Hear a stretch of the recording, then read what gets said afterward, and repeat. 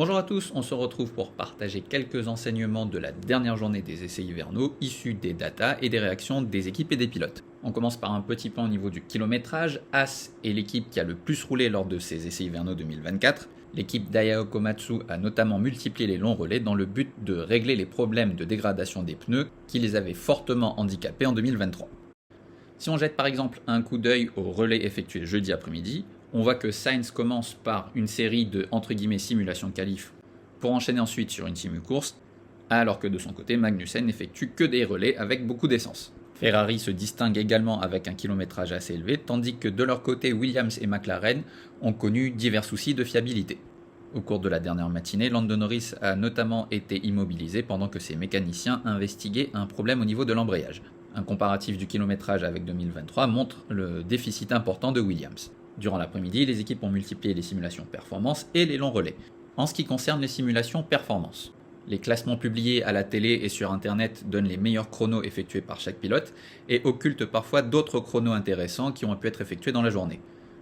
Et si un pilote a effectué son meilleur temps en C4 ou en C5 au cours de la journée, les chronos intéressants qu'il a pu effectuer en C3 en simu qualif n'apparaissent pas dans ce classement. C'est pourquoi on vous propose ce tableau qui récapitule les simulations performance avec les indications de pneus, de l'heure à laquelle la simulation était effectuée ainsi que la température de piste associée. Ces paramètres ont une grande influence sur les chronos effectués, d'ailleurs vous voyez sur le tableau général que les meilleurs chronos ont été effectués en début de soirée lorsque la température était la plus douce. Pour faire un peu le tri, on vous propose ce tableau qui regroupe les chronos effectués uniquement en C3, le pneu qualif de la semaine prochaine, un autre tableau avec les simus effectués en C4, C5, et enfin un dernier tableau qui regroupe les chronos effectués lors de la dernière journée. Si on jette un œil à la télémétrie, on constate que l'avantage de la RB20 dans l'enchaînement rapide 5-6-7 dont nous vous avions parlé le premier jour reste intact. On vous propose plusieurs graphes pour vous donner une idée de cet avantage. Si on trace simplement la télémétrie des meilleurs chronos effectués lors de la troisième journée, donc Leclerc en C4, Russell en C4, Joe en C4, et pour référence Verstappen et Alonso en C3, on voit que Verstappen peut garder beaucoup plus de vitesse dans cet enchaînement, malgré le désavantage du pneu C3 par rapport au C4 de ses concurrents, et un chrono au tour plus lent que Leclerc, Russell ou Joe. Cet avantage est encore plus conséquent si on met tout le monde à égalité et qu'on prend les meilleurs chronos effectués en C3 par chacun. Vous l'aurez peut-être remarqué, le graphe précédent ne fait pas apparaître le meilleur chrono de Leclerc en C3, et pour cause. Avec la fougue qu'on lui connaît, Charles a mis un coup de gaz plus important à la sortie du 6, rivalisé pratiquement avec les vitesses de passage de Verstappen, mais c'était trop demandé à la SF24.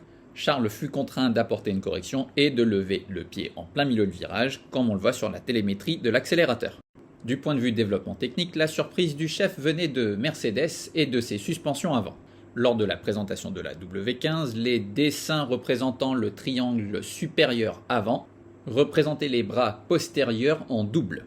Ce qui à première vue pouvait apparaître comme une blague, était en réalité un indice de ce que nous allions voir en piste.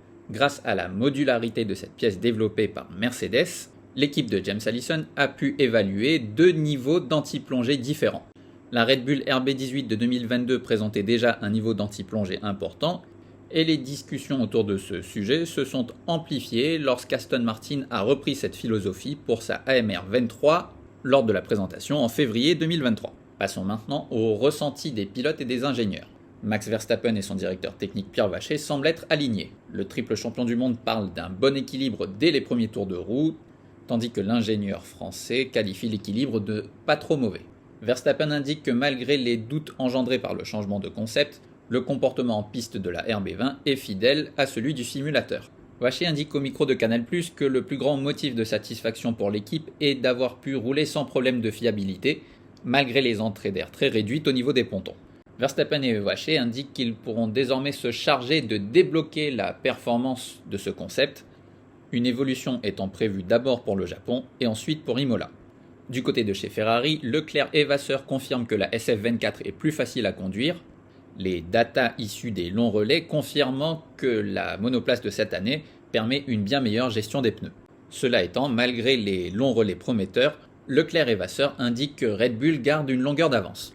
Même son de cloche du côté de James Allison, qui place Red Bull en favori et affirme que la W15 n'est pour le moment pas la voiture de référence. Cependant, Allison confirme que Mercedes dispose d'une plateforme raisonnable qui se comporte bien en piste et qui répond de manière cohérente et prévisible aux différents changements de réglage. S'il reste du travail à effectuer pour optimiser la performance sur un tour, Allison espère que la W15 est un poil plus rapide que la SF24 sur les longs relais. Comme on l'a vu précédemment, les essais hivernaux de McLaren ont été perturbés par quelques soucis de fiabilité.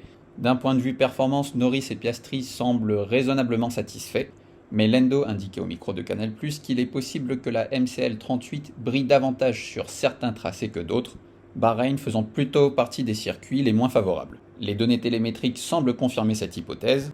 Piastri fut en effet le seul à titiller Verstappen dans le virage 7, ce qui est de bon augure pour les circuits comportant des changements de direction rapides.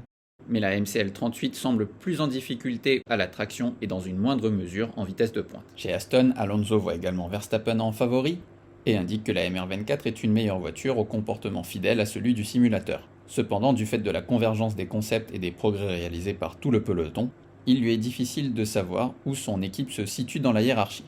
Chez Alpine, on choisit ces mots pour ne pas générer d'attentes démesurées et ne pas décevoir lors de la première course. Malgré un programme pratiquement bouclé, le concept de la voiture reste nouveau, et Gasly et Ocon ont d'ores et déjà indiqué que des progrès doivent être effectués en matière de traction. Les deux pilotes Alpine attendent les premières évolutions avec impatience.